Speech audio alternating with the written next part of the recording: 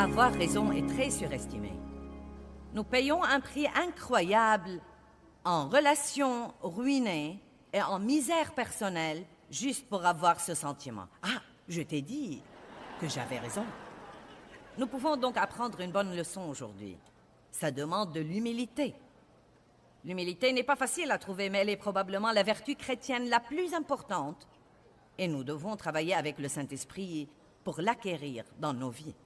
Les dissensions sont un esprit très dangereux. Je crois que les dissensions affectent le paquet de bénédictions que Dieu a pour les gens. Je crois que beaucoup de gens donnent dans les offrandes.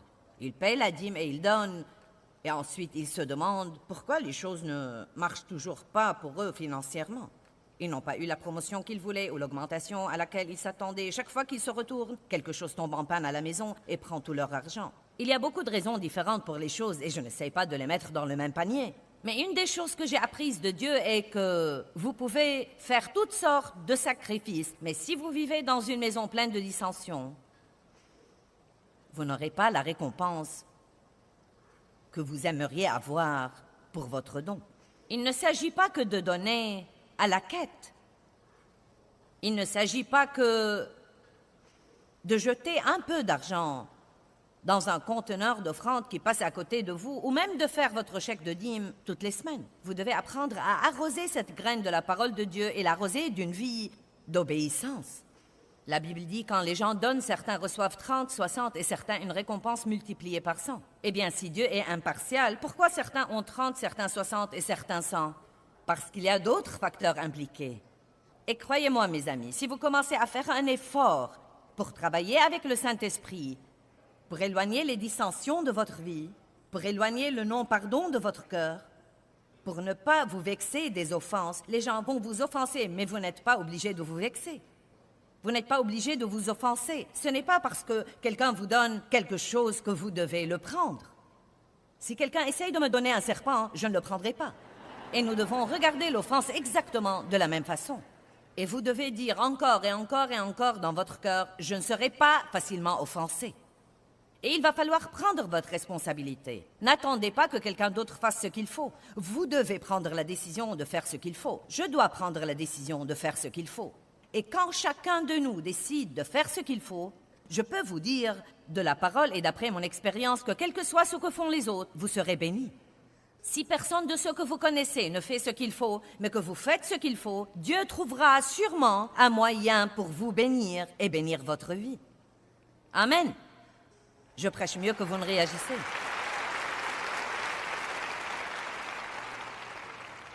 Combien d'entre vous comprennent qu'une des raisons pour lesquelles les gens n'ont pas les résultats qu'ils croient qu'ils devraient avoir, pour certains des principes bibliques qu'on leur enseigne, pourrait être à cause de cette question de dissension. Vous savez combien de gens sont fâchés? Vous savez combien de gens sont furieux? Je n'ai jamais prêché un message à ce sujet dans aucune église, en Amérique ou hors d'Amérique. Jamais. En plus de 35 ans d'enseignement de la parole, et demander à la fin de l'enseignement aux gens qui ont besoin de prière parce qu'ils ont une sorte de non-pardon dans le cœur, ou parce qu'ils sont fâchés, ou amers, ou pleins de ressentiments, ou offensés, de se lever. Et je n'ai jamais eu moins de 80% de toute l'assemblée se lever. Jamais. Pas étonnant que l'Église n'impressionne pas tellement le monde. Je crois que si nous commençons à nous comporter comme il faut, les gens inonderont les églises. Ils inonderont le royaume, mais ils n'ont pas besoin de venir ici pour avoir une version religieuse de ce qu'ils ont déjà dans le monde. Amen. Vous dites, mais c'est si dur. Non, je vais vous dire ce qui est vraiment dur. Faire ce que Dieu vous dit de faire n'est pas dur. Ce qui est dur, c'est d'être tout le temps vexé et frustré et fâché et amer. Et quand vous voyez cette personne qui vous a offensé, d'avoir tous ces sentiments dégoûtants, stupides, malheureux au-dedans de vous, d'essayer d'éviter des gens et ne pas leur parler et les exclure de votre vie et essayer de vous protéger d'être blessés. Dieu a dû m'apprendre que dans n'importe quelle relation, dans toute relation, il y aura des moments où vous serez blessés. Si vous cherchez l'église parfaite, le mariage parfait, l'enfant parfait, le travail parfait, ça n'existe pas du tout. Parce que là où les gens sont impliqués, la perfection sort par la fenêtre. Donc chaque fois que vous traitez avec les gens, j'aime mon mari, ça fait 44 ans que nous sommes mariés. Et Dave et moi, nous nous entendons très, très bien. Les premières années de notre mariage étaient très difficiles parce que j'étais un tel gâchis. Mais nous avons tenu bon, nous avons résolu des choses, nous avons continué à apprendre et grandir dans la parole, et nous avons une très bonne relation maintenant. Mais il y a toujours des moments où je le blesse. Il y a toujours des moments où il me blesse. Il y a des moments où je l'offense, des moments où il m'offense. Mais Jésus nous guérit. Et Dieu m'a dit, je ne peux pas te promettre que tu seras jamais blessé dans les relations, mais je peux te promettre que je te guérirai si tu reviens à moi. Dieu seul peut guérir nos sentiments blessés.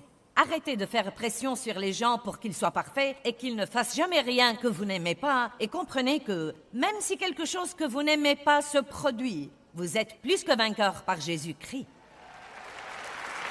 Que tout le monde dise, c'est difficile de m'offenser.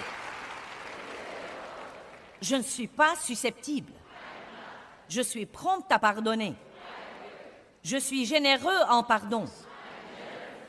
Je ne vivrai pas ma vie furieux, amer ou plein de ressentiment. Amen.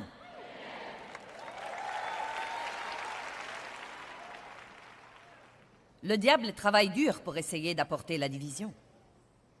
Oh, il fait vraiment des heures supplémentaires pour apporter la division et amener les gens à se disputer. Parce qu'il y a la puissance et la bénédiction là où il y a l'unité. Mais il y a la faiblesse et aucune bénédiction là où il y a les luttes et les disputes et les querelles. En fait, la Bible dit dans Éphésiens 4 que ceci attriste vraiment le Saint-Esprit. Il attriste le Saint-Esprit. Et qui de nous, ayant toute sa raison, voudrait attrister le Saint-Esprit? C'est une mauvaise chose à faire. Le Saint-Esprit, tout d'abord, demeure en nous. Donc, s'il est attristé, nous ressentirons cette tristesse dans nos vies. Je crois que les gens disent parfois qu'ils ont une lourdeur, ils sentent un fardeau. Et vous savez, oui, parfois c'est un fardeau de prière. Parfois c'est une désobéissance à Dieu dont nous devons nous repentir et arranger les choses. Mais beaucoup de fois, c'est quelque chose que nous avons fait et qui a offensé le Saint-Esprit. Nous avons été impolis envers quelqu'un, fâchés contre quelqu'un. Nous avons dit des tas de choses à quelqu'un qui l'ont blessé et nous ne sommes même pas rendus complètement compte de ce que nous avons fait. Nous ne devons pas attrister et offenser le Saint-Esprit. Regardons 1 Corinthiens 1, 9 à 11. Pour vous entendre avec les gens, il va falloir travailler. Ce n'est pas quelque chose qui va arriver juste parce que vous avez prié ou acheté une série de CD d'enseignement de quelqu'un. C'est quelque chose qu'il faut vouloir, le vouloir de tout votre cœur. Et il faut que vous soyez déterminés. Comme quoi, si quelqu'un peut avoir une vie paisible, vous pouvez avoir une vie paisible. J'ai décidé que si Dieu peut faire quelque chose pour n'importe qui, il peut faire quelque chose pour moi. Amen. Si quelqu'un peut être paisible, je peux être paisible. Si quelqu'un peut ne pas être facilement offensé, je peux ne pas être facilement offensé. 1 Corinthiens 1, 9 à 11. Dieu est fidèle, fiable, digne de confiance et tient toujours ses promesses. Dieu tient parole, n'est-ce pas? Et on peut compter sur lui qui vous a appelé à la communion et à la participation avec son Fils Jésus-Christ, notre Seigneur. Mais, arrêtons-nous là une minute. Donc il dit, écoutez, Dieu est fidèle et il fera tout ce qu'il vous a dit qu'il ferait. Mais, je vous exhorte et je vous prie, frères, au nom de notre Seigneur Jésus-Christ, soyez tous parfaitement d'accord et parfaitement en harmonie. J'aime ça. Il dit, écoutez, Dieu est fidèle, il tiendra ses promesses, mais vous devez vous entendre. Arrangez les petites choses dans votre mariage. Et qu'importe si vous souriez l'un à l'autre et si vous faites comme si tout était bien alors que vous bouillissez à l'intérieur. Il ne suffit pas de se réunir dans des services d'église et que le pasteur dise « Allez, saluez quelqu'un, le Seigneur soit loué, merci Jésus ». Saluez quelqu'un et dites-lui que vous l'aimez de l'amour du Seigneur. Je ne comprends toujours pas ce que c'est. Oh, je vous aime de l'amour du Seigneur. Alors pourquoi potinez-vous sur moi au petit déjeuner, au déjeuner et au dîner? Si vous m'aimiez, où étiez-vous la semaine dernière quand j'avais besoin qu'on m'emmène en voiture et personne n'est venu me prendre? Si vous m'aimiez de l'amour du Seigneur, pourquoi avez-vous trahi le secret que je vous avais confié et que vous m'aviez promis de garder? Nous devons donc arrêter de jouer ce jeu. Je les appelle des jeux religieux. Et nous devons vraiment apprendre ce que c'est que l'amour. Et nous devons vraiment apprendre comment Dieu veut que nous vivions. Et chacun de nous, oublions ce que font tous les autres. Nous nous embrouillons toujours sur ce point. Eh bien, personne d'autre ne le fait. Eh bien, soyez donc le premier. Soyez le premier, soyez le seul. Parce que celui qui est en fait le plus mûr spirituellement fera d'abord et en premier ce qu'il faut. Vous m'entendez? Dans une relation, celui qui est le plus mûr spirituellement sera le premier à s'excuser et à arranger les choses.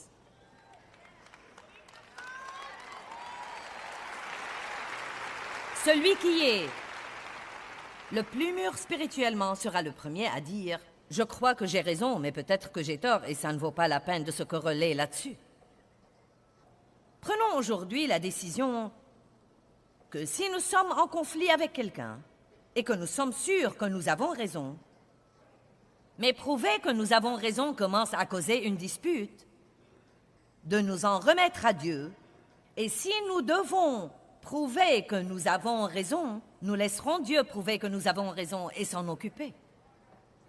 Mais pour notre part, nous procurerons et nous garderons la paix. Or, comme je l'ai déjà dit, il y a des choses que vous devez tenir bon.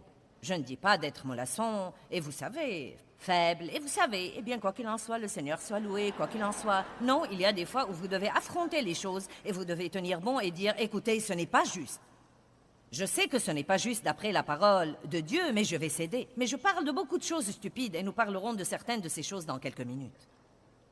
Donc Dieu est fidèle, il tient ses promesses, mais je vous exhorte à vous entendre. 1 Corinthiens 1, verset 11. « Car mes frères, les gens de Chloé, m'ont appris qu'il y a des dissensions, des discordes et des mésententes parmi vous. » Donc, Paul dit à ces gens dans Corinthiens la même chose que je vous dis moi-même aujourd'hui. Puis il dit, je m'explique, chacun de vous parle ainsi. Moi, j'appartiens à Paul, moi, j'appartiens à Apollos, moi, j'appartiens à Pierre, moi, j'appartiens à Christ. C'est pareil à dire, eh bien, je suis baptiste, je suis méthodiste, je suis luthérien, je suis pentecôtiste. Quelqu'un croit vraiment qu'il a toute la vérité et que tous les autres sont dans le tort. Eh bien, je crois que vous pouvez être baptisé bébé. Je crois que vous ne pouvez être baptisé qu'adulte. Eh bien, je crois ceci et je crois cela. Et vous savez, Et Paul dit, écoutez, Dieu a un bon plan pour votre vie. Il est fidèle. Il accomplira ses promesses et vous pouvez compter sur lui. Mais je vous exhorte à vous entendre. Quel genre d'adoration croyons-nous vraiment que nous aurons si la moitié de l'équipe d'adoration se querelle entre eux? Aussi beau que soit le cantique, il n'y aura aucune onction. Nous avons besoin d'une adoration ouin, de sermons ouin, besoin d'un enseignement ouin. Non pas de mots recherchés, éloquents, mais nous avons besoin de l'onction, car c'est l'onction qui libère les gens du joug de l'esclavage. Je veux que ce que je dis soit ouin, et il ne sera pas ouin si je me querelle avec mon mari à la maison derrière les portes fermées, et ensuite je me tiens debout ici avec mon grand sourire chrétien. Et j'espère que vous prendrez cela au sérieux, parce que j'en suis à un point dans ma vie où j'ai dû le prendre au sérieux. J'avais une mauvaise attitude à l'égard des hommes, car j'étais victime d'abus sexuels, non pas de la part d'un seul homme, mais de plusieurs. Et cela a fait de moi une prétentieuse. Et vous savez, quand vous avez une attitude, elle transparaît. Et vous savez, il y avait comme un tranchant. Vous savez, si Dave me demandait de faire quelque chose que je ne voulais pas faire, je ne disais pas humblement et docilement Oui, chérie. Je disais, oui, chérie. Donc, je disais en fait ce qu'il faut, mais avec la mauvaise attitude. Et je ne suis pas la seule femme ici qui sait de quoi je parle, n'est-ce pas? Et je me rappelle un matin où je priais pour l'agrandissement de mon ministère. Non, mais je me consacrais à ça. Je priais fort et à haute voix. Je réprimandais le diable. Je priais pour l'agrandissement de mon ministère. Non, mais l'Esprit de Dieu a parlé à mon cœur clairement. Il m'a dit, eh bien, maintenant, Joyce, je ne peux pas faire une chose de plus dans ton ministère avant que tu ne fasses ce que je t'ai dit de faire concernant ton mari. C'est tout ce qu'il a dit. Bien. Et croyez-moi, si je n'étais pas en train de faire les changements que je savais déjà que Dieu m'avait mis dans le cœur, arrêtez de me disputer avec Dave à propos de tout ce que je n'aimais pas, ne pas prouver que j'ai raison, ne pas essayer de faire à mon idée tout le temps, être respectueuse, ne pas avoir de mauvaise attitude, ne pas toujours avoir à avoir le dernier mot, ne pas faire une montagne d'une taupinière, ne pas essayer de lui dire que faire tout le temps. Je sais qu'aucun de vous n'est comme ça. Et je suis sûre que nul de ceux qui nous regardent à la télé n'est comme ça. Je suis sûre que vous venez d'allumer la télé ce matin pour écouter ma triste histoire, mais vous n'êtes pas comme ça. Mais peut-être que vous connaissez quelqu'un comme ça et que vous pouvez lui dire « Tu dois regarder cette émission ».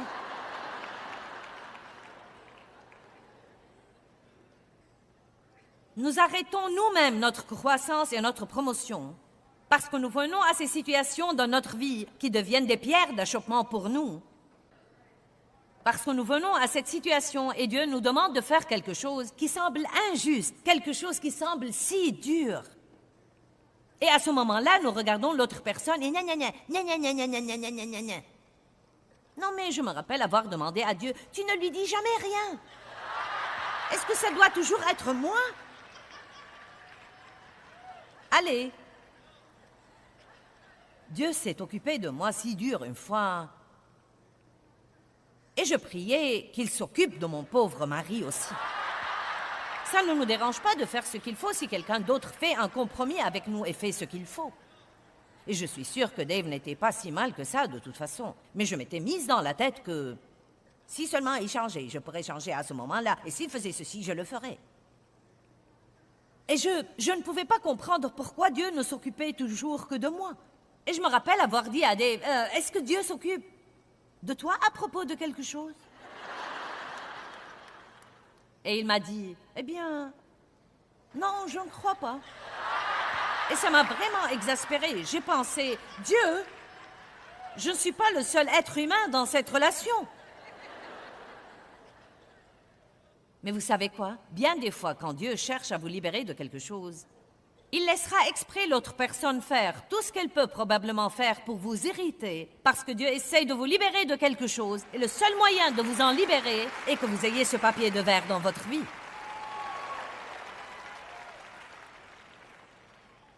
Amen. Et si ce que faisait Dave était réel ou imaginé, ça ne faisait pas de différence pour Dieu à l'époque. Dieu voulait juste que je sois prête à faire ce qu'il me disait de faire, indépendamment de toutes les choses que font tous les autres. Si vous ne comprenez pas cette partie de ce message, vous avez perdu votre temps. Car croyez-moi, je n'ai pas un message à vous envoyer à la maison vous promettant que tous les autres feront ce que vous voudrez qu'ils fassent. En fait, je peux vous promettre qu'ils ne le feront pas. Mais si vous faites ce que Dieu vous demande de faire, et parfois c'est si dur à cause de la fierté, c'est si dur de dire « Je suis désolée ».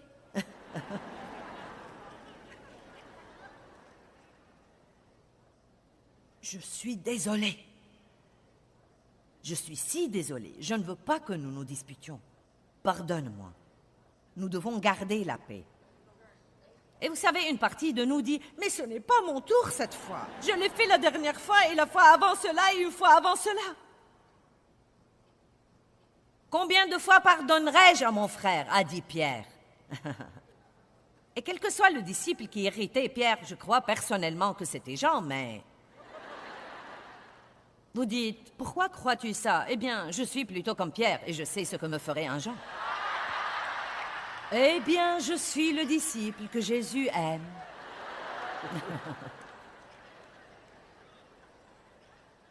Eh bien, c'est moi qui fais tout le travail par ici. C'est bien beau pour toi de paresser et de faire les yeux doux à Jésus. Je suis ici en première ligne. Donc, je crois que c'était un de ces trucs de personnalité où quelqu'un est une aisselle et l'autre est un nez. Nous sommes tous une partie différente dans le corps. Et parfois, vous allez être attaché à une partie avec qui il n'y a pas moyen que vous passiez trop de temps. Amen? Mais continuez à jouer votre rôle et à faire ce qu'il faut. Psaume 133.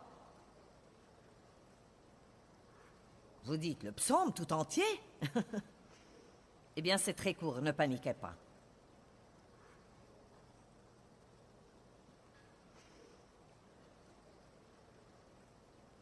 Il dit, voici qu'il est bon et qu'il est agréable que les frères habitent unis ensemble. Oh mon Dieu, il n'y a rien de plus beau que la paix. Non, mais j'ai fini par apprécier la paix plus que toute autre chose dans ma vie personnelle. Et il suffit d'une semaine de dissension et de désarroi pour que je me sente littéralement jetée en enfer. Et quand les choses sont réglées et que c'est fini, je m'assieds et je me dis, oh mon Dieu, j'aime vraiment la paix. Seigneur, j'aime la paix. Et croyez-moi, vivre en paix et garder la paix vaut un peu d'humilité, si c'est ce que vous devez faire pour avoir cette paix. Là où il n'y a pas de paix, il n'y a pas de puissance. Mais quand vous connaîtrez la paix, vous connaîtrez la puissance dans votre vie. Et je dois avoir la puissance de Dieu qui fonctionne dans ma vie. Je ne suis rien sans elle. C'est comme l'huile précieuse répandue sur la tête qui descend sur la barbe d'Aaron, le grand prêtre, qui descend sur le col et sur le bord de ses vêtements. On répandait l'huile de l'onction sur la tête des gens qui étaient oints et elle descendait sur leur barbe et sur leurs vêtements. Cela représentait l'onction du Saint-Esprit qui vient sur nos vies. Il nous dit ici que là où il y a la paix, il va y avoir l'onction.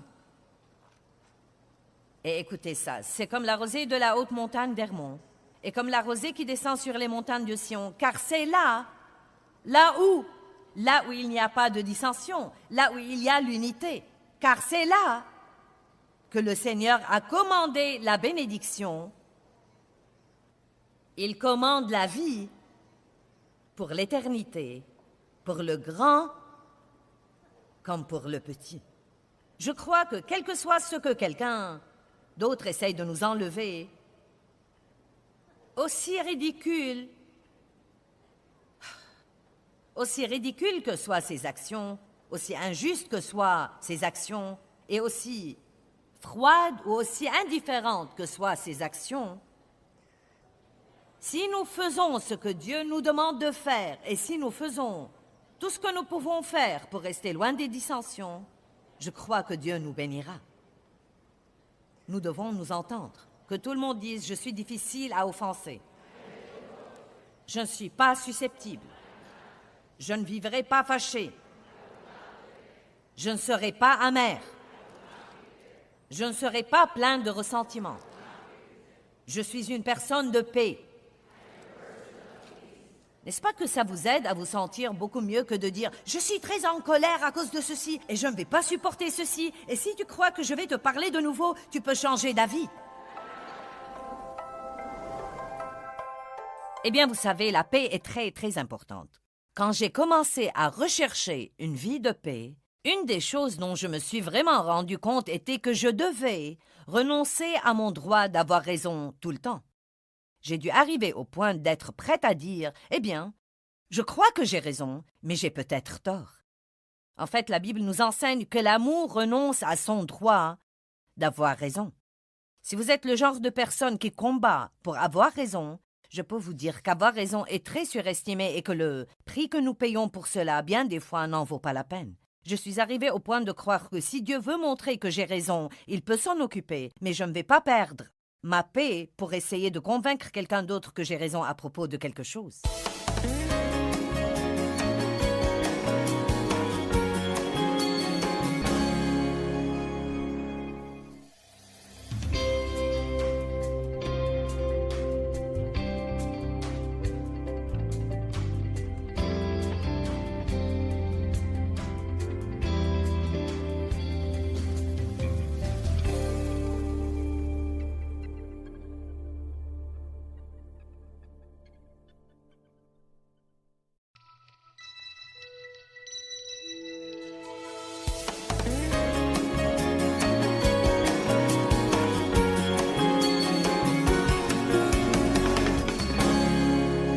Ce soir, je vais vous enseigner un message intitulé « La bataille est du ressort de Dieu », tiré de 2 Chroniques 20.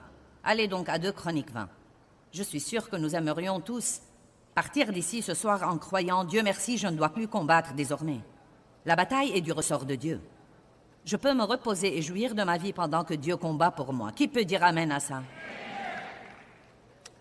La chose que vous devez faire quand vous avez un problème, et vous verrez que Josaphat a fait ça, c'est, même avant de demander à Dieu de répondre à votre besoin, de passer un moment à le louer.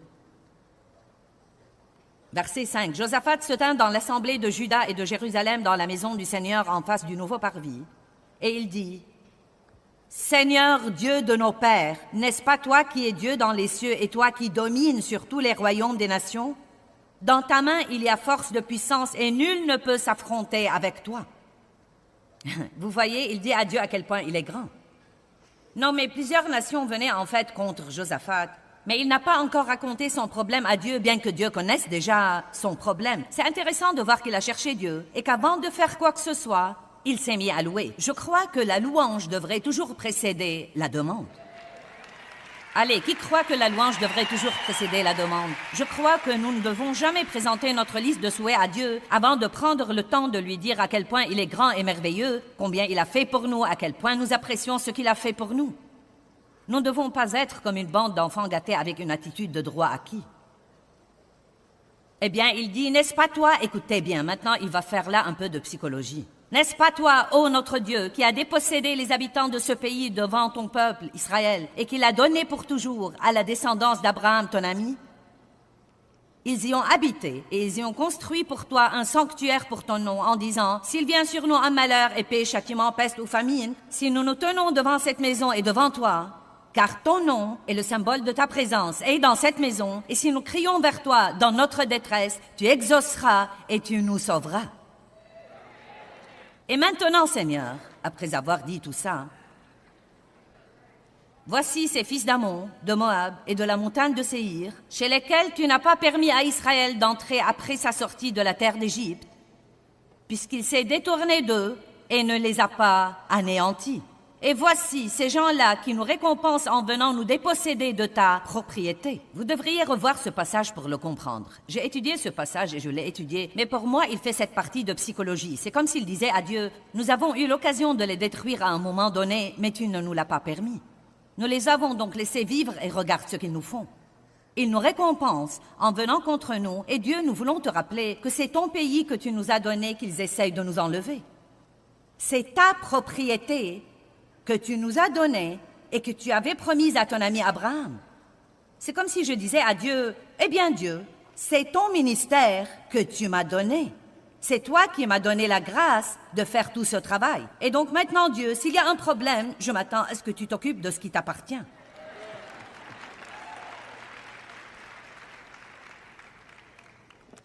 Ce sont tes enfants, Dieu, que tu m'as donnés, et tu m'as promis que si je te les rendais, tu t'occuperais d'eux.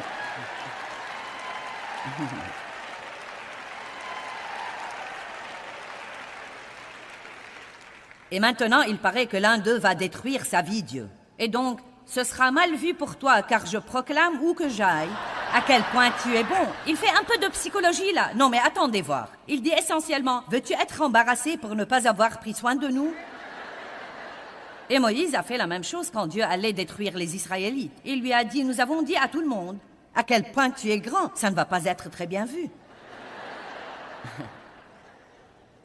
Maintenant, écoutez-moi. Vous savez, ce qui donne à quelqu'un le courage d'avoir ce genre de conversation familière avec Dieu, Cette communion et cette relation étroite et intime dont je vous parle maintenant. Il parlait à Dieu comme il parlait à un ami très intime. Et Dieu veut que nous ayons ce genre de relation avec lui. Tout dans notre relation avec Dieu ne doit pas être raide et formel.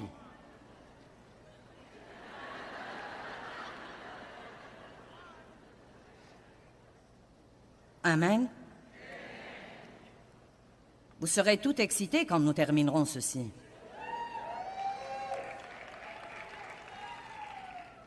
Verset 11. « Et voici ces gens-là qui nous récompensent en venant nous déposséder de ta propriété que tu nous as attribuée. Ô notre Dieu !» Le verset 12 est l'un des versets les plus importants ici. C'est un tournant. « Ô notre Dieu, n'exerceras-tu pas ton jugement sur eux? Dieu, occupe-toi de nos ennemis. » Écoutez. Il y a 3 choses importantes qu'il va dire. Numéro 1, car nous sommes sans force devant cette grande multitude qui vient contre nous. Numéro 2, nous ne savons que faire. Numéro 3, mais nos yeux regardent vers toi.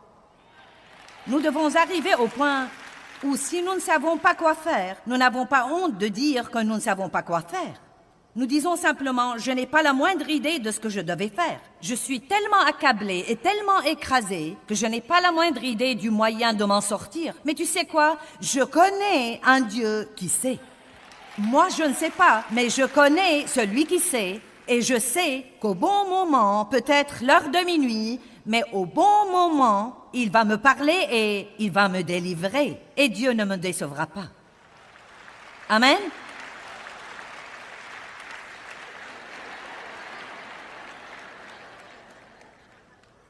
Je déteste quand je ne sais pas quoi faire et que le diable n'arrête pas de m'importuner. Eh bien, que vas-tu faire? Que vas-tu faire? Que vas-tu faire? Que vas-tu faire?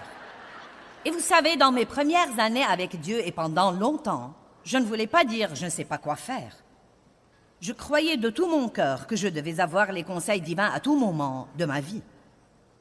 Mais je crois que parfois Dieu nous mène et Dieu nous guide et nous ne comprenons vraiment pas ce qu'il fait. L'attente fait partie de ça, et l'attente n'est pas toujours la partie facile. Revoyons de nouveau ce verset qui est assez important. « Ô notre Dieu, n'exerceras-tu pas ton jugement sur eux? Car nous sommes sans force devant cette grande multitude qui vient contre nous. » Numéro 1, nous ne savons pas quoi faire. Combien d'entre vous sont en ce moment dans une situation où vous ne savez pas quoi faire? Ça va. Ce n'est pas grave. Vous ne devez pas vous sentir sous pression. Vous pouvez tout de suite vous défouler et vous pouvez dire « Ah, vous ne devez pas vous sentir gêné quand vos amis vous disent « Que vas-tu faire ?» Vous n'avez pas horreur de ça? Vous ne savez pas quoi faire et tout le monde vous dit « Que vas-tu faire ?» Dites juste « Je ne sais pas ». Je n'ai pas la moindre idée et je n'en suis pas stressée car soit que Dieu, soit qu'il ne le soit pas. Et je crois personnellement qu'il est Dieu et donc il va me montrer quoi faire, exactement au bon moment où j'aurai besoin de le faire.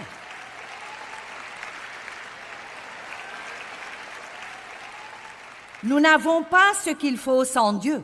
Nous savons que faire, mais Dieu, nos yeux regardent vers toi. Humiliez-vous sous la main puissante de Dieu. Tous les jours de ma vie, je ne crois pas qu'il y ait un seul jour où je ne dis pas « Dieu, je ne suis rien sans toi ». Avant d'oser de venir à chacune de mes réunions, « Dieu, je ne suis rien sans toi. Si tu ne m'aides pas, je serai un grand gâchis. » Et j'ai prêché des milliers et des milliers et des milliers et des milliers de fois. Mais je sais que je ne peux pas faire ça correctement sans Dieu.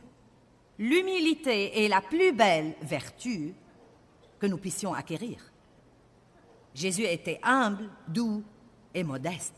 Il se soumettait toujours à la sagesse du Père et au conseil du Père. Quand Jésus a dû choisir ses 12 disciples, il savait en son fort intérieur que ce choix qui allait être extrêmement important et il a cherché Dieu toute la nuit. Jésus, Dieu lui-même, s'est humilié comme un homme et a cherché le Père, nous laissant un exemple sur la façon dont nous devons nous y prendre. Je ne sais pas comment il a choisi les 12 après avoir prié, mais ce qui m'encourage, c'est qu'il les fait exprès, nous laissant un exemple comme quoi Dieu utilise les gens ordinaires qui n'ont pas tout ce qu'il faut pour montrer sa gloire par eux. Amen.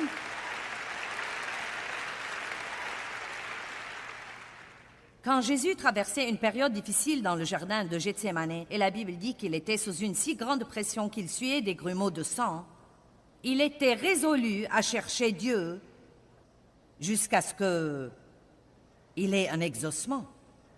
Il a dit à ses disciples, « Vous n'avez donc pas pu prier 1 heure avec moi? » Tout le monde l'a déçu, mais Dieu l'a assisté. Dieu a envoyé des anges pour le fortifier et Dieu lui a donné le don de foi pour qu'il puisse faire ce qu'il devait faire, bien que ce fût une des choses les plus dures qui était jamais arrivée dans toute l'histoire de l'humanité. Même notre Seigneur cherchait son Père quand il avait des problèmes. Il ne cherchait pas les hommes. Il n'est pas allé demander conseil aux hommes. Il a tout d'abord cherché Dieu. Prenez votre décision dorénavant, et ça va être une grande chose pour vous si vous la faites.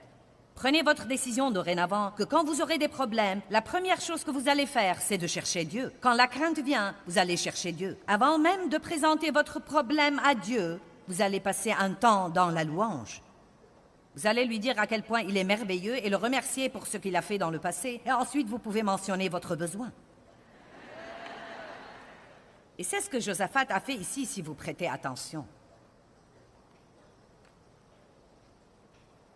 Verset 13. Tout le peuple de Juda se tenait devant le Seigneur avec leurs enfants et leurs femmes. Ils ont attendu. Croyez-moi, l'attente, rien ne révèle ce qu'il y a de pire en nous comme une bonne attente.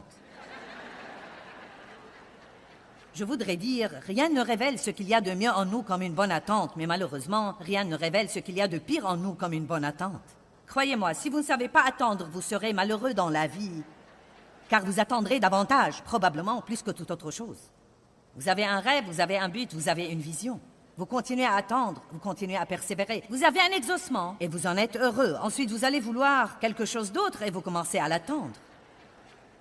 Nous passons dans notre vie plus de temps à attendre nos exaucements qu'à les recevoir joyeusement. Apprenez à bien attendre. Apprenez à attendre le Seigneur. L'exaucement dont vous avez besoin exige peut-être l'attente. Pendant l'attente, que va-t-il arriver? Est-ce que tout le monde comprend ça? Que vas-tu faire? Que vas-tu faire? Que vas-tu faire? Que vas-tu faire?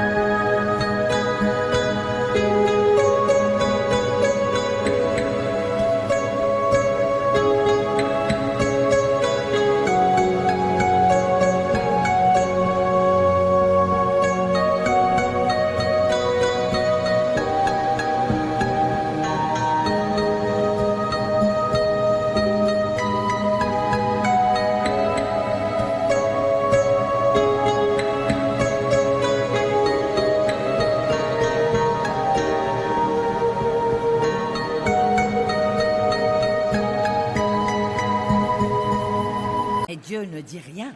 Ça fait 3 jours déjà, ça fait 2 semaines déjà, ça fait 3 mois, Dieu ne dit rien. Dans ces moments-là, vous devez dire, au bon moment, Dieu interviendra. Si j'ai besoin d'un exaucement aujourd'hui, je l'aurai aujourd'hui. Mais ceux qui espèrent dans le Seigneur renouvellent leur force. Ils prennent le vol comme les aigles, ils courent et ne se fatiguent pas, ils marchent et ne faiblissent pas. J'aime beaucoup ces versets. Ceux qui espèrent dans le Seigneur renouvellent leur force.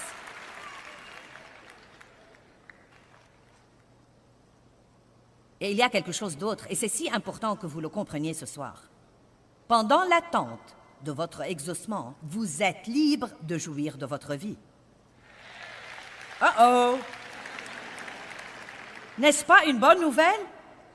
Pendant que vous avez un problème, vous n'avez pas à être malheureux. Vous êtes libre de jouir de votre vie pendant que Dieu change votre enfant qui est sur le point de vous rendre fou. Vous êtes libre de jouir de votre vie pendant que Dieu travaille sur votre mariage. Vous êtes libre de jouir de votre vie même pendant que les choses dans vos circonstances ne sont pas parfaites. Vous feriez aussi bien de jouir de votre vie. Ça ne va vous aider en rien d'être malheureux. Ça ne va pas résoudre votre problème et ça ne montre pas que vous faites confiance à Dieu. Quand on fait confiance à Dieu, la joie vient. J'ai écrit ceci et j'ai tracé un grand cercle rouge tout autour. Juste là.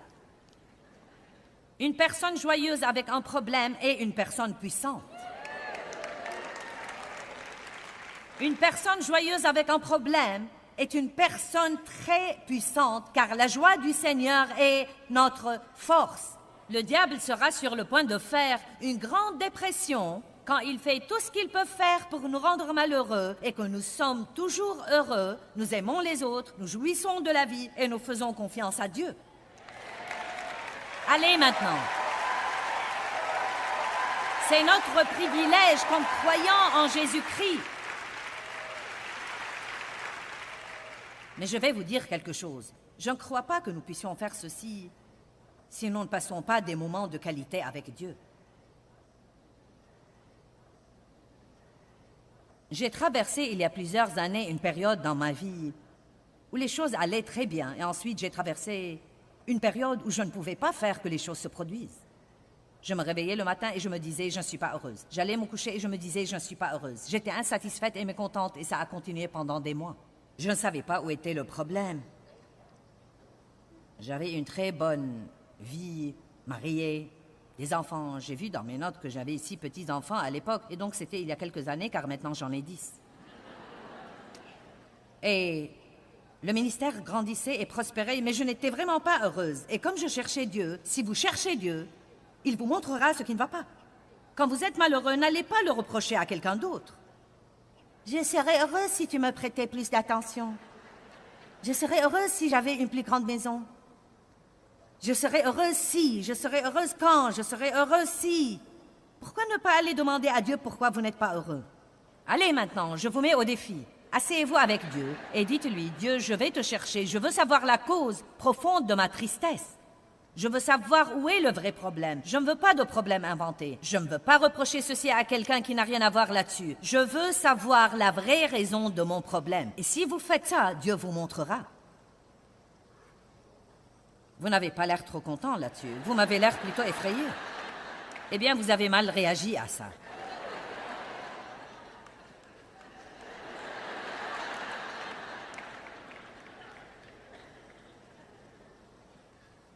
Eh bien, une fois j'ai demandé à Dieu, je lui ai demandé, « Dieu, qu'est-ce qui ne va pas dans ma vie? J'ai vraiment fait tout ce que j'ai appris dans tous les séminaires. »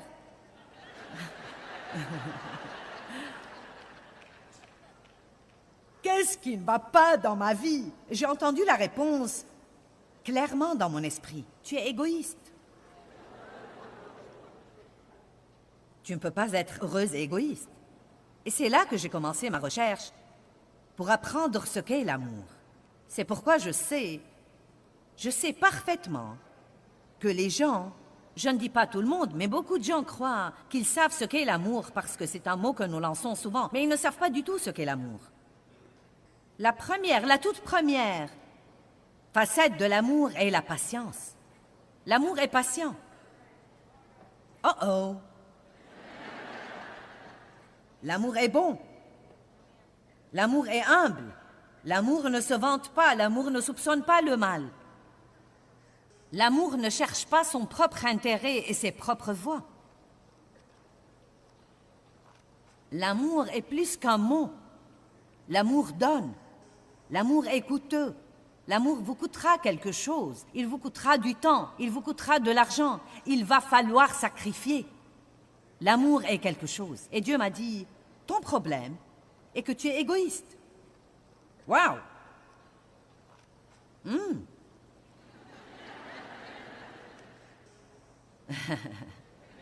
Devrais-je inviter le pasteur Barnett à monter finir ceci ou allez-vous coopérer avec moi?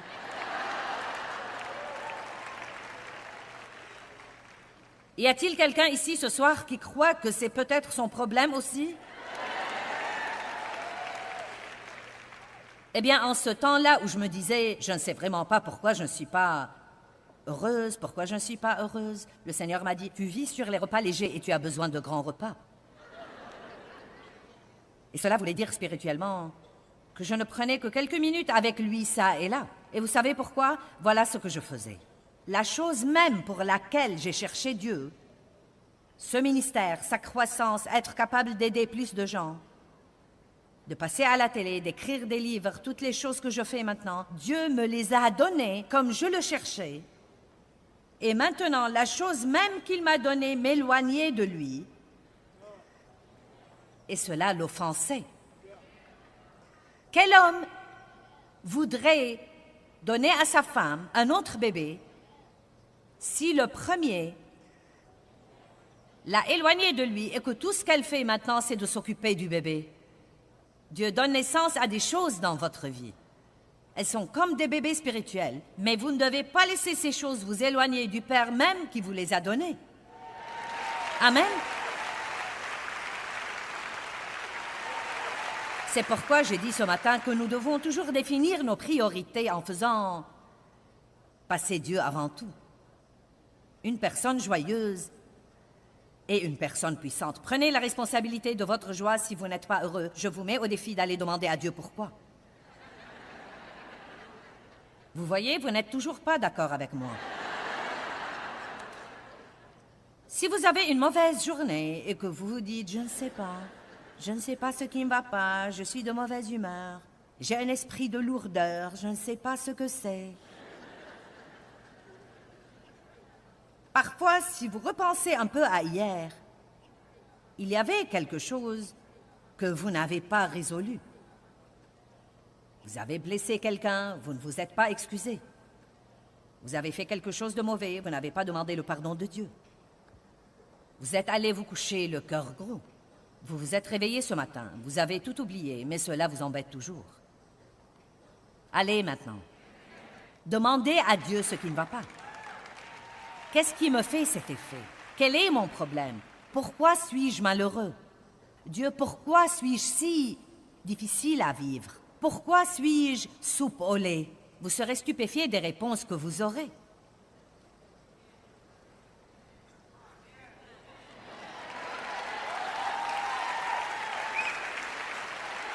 J'essaie de comprendre si vous voulez vraiment savoir la vérité ou non. Vous devriez voir ceci, pasteur. Ils sont comme...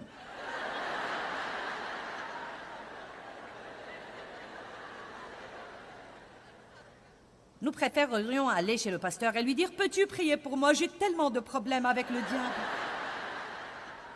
Bien, continuons. Donc, ils attendent. Dieu parle. Alléluia. Et l'Esprit du Seigneur, verset 14, fut sur Yahaziel, fils de Zacharie, fils de Benaïa, fils de Yehiel, j'ai pu lire les noms, fils de Matania, lévite d'entre les fils d'Azaph, au milieu de la congrégation, et il dit, « Faites tous attention, peuple de Juda, et vous, habitants de Jérusalem, et toi, roi Josaphat, ainsi vous dit le Seigneur, ne craignez pas, et ne vous effrayez pas devant cette multitude nombreuse, car cette guerre n'est pas la vôtre, mais celle de Dieu. »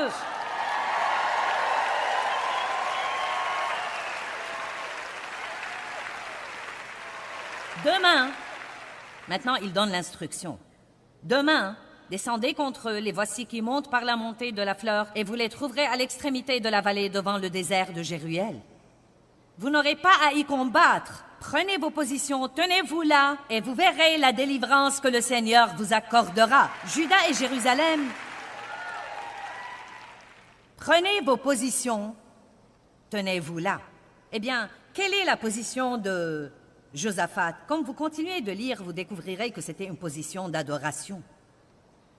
Donc Mike va être Josaphat, et il doit adorer ici jusqu'à avoir un exaucement.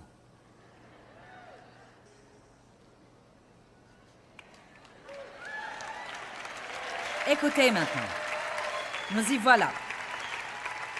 Ne craignez pas et ne vous effrayez pas. Demain, sortez à leur rencontre et le Seigneur sera avec vous. Et Josaphat se prosterna le visage contre terre, tandis que tout Juda et les habitants de Jérusalem tombèrent devant le Seigneur pour l'adorer. Et les Lévites du groupe des fils des Kéatites et du groupe des fils des Coréites se levèrent pour louer le Seigneur, le Dieu d'Israël, d'une voix extrêmement forte. Le peuple se leva de bon matin et sortit pour le désert de Tekoa. À son passage, Josaphat se leva pour dire « Écoutez-moi, Juda et habitants de Jérusalem. Ayez confiance dans le Seigneur votre Dieu et vous serez invincibles. Croyez et restez fermes dans ses prophètes et vous réussirez. » Et écoutez, et il se concerta avec le peuple. Josaphat, pouvez-vous vous lever? Nous devons parler. Nous allons nous concerter. Et quand Josaphat se concerta avec le peuple, il établit des chanteurs pour célébrer le Seigneur et le louer, revêtus d'ornements sacrés. Et ils sortirent devant l'armée en disant « Célébrez le Seigneur, car sa fidélité est pour toujours. Jouez donc votre rôle et je jouerai le mien. » Adorez. Oh, célébrez le Seigneur, car sa fidélité est pour toujours. Oh, célébrez le Seigneur, car sa fidélité est pour toujours.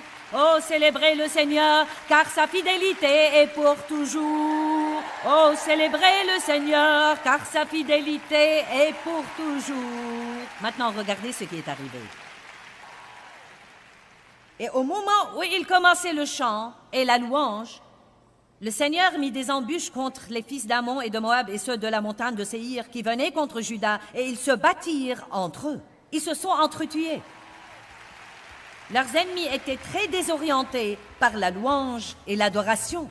Le diable était si embrouillé pour ne pas avoir pu troubler le peuple qu'il est entré dans le camp et les ennemis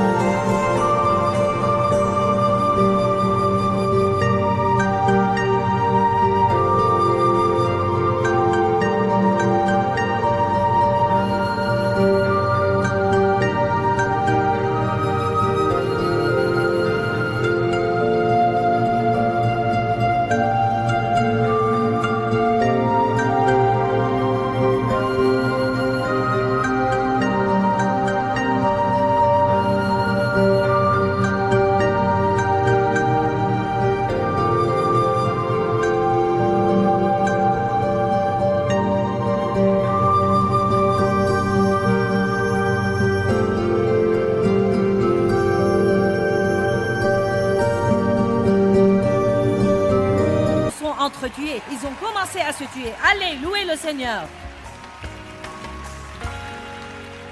Quand vous ne savez absolument pas quoi faire dans votre situation et que vous attendez Dieu, je veux vous encourager à vous reposer dans le fait que Dieu combat à votre bataille et qu'il marche devant vous. Ce n'est pas parce que vous n'avez pas encore vu d'exaucement que Dieu ne travaille pas dans les coulisses et dans le secret pour vous l'apporter. Soyez une personne qui reste joyeuse pendant que vous attendez et à ce moment-là, vous serez une personne puissante aussi.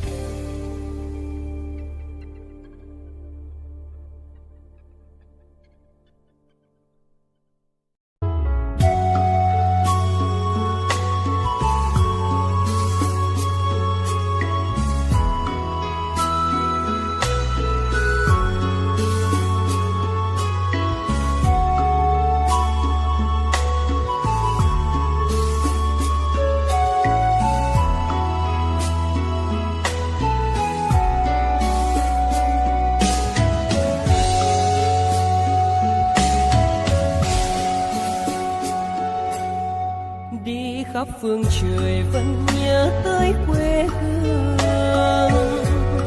Người về đây thăm làng trù quê mẹ và làng sen quê cha, xúc động bồi hồi người rơi giọt lệ. Thương mái nhà tranh, thương đất mẹ nghèo.